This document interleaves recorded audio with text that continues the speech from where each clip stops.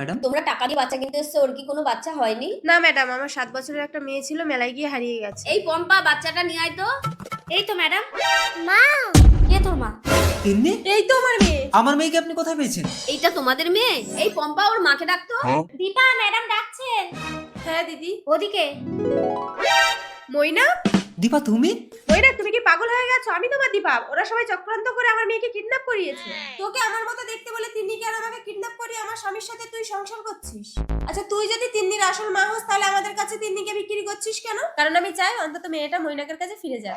ও, আমি তো পাগল হয়ে যাবো। আচ্ছা ম্যাডাম, আপনি বলুন তো এই দুজনের মধ্যে কি আসল দীপা? তুমি এক কাজ করো, তুমি আমাকে জড়িয়ে ধরো। যে আসল বউ হবে সে চুপচাপ দাঁড়িয়ে থাকবে, যে নকল বউ হবে সে চলে যাবে।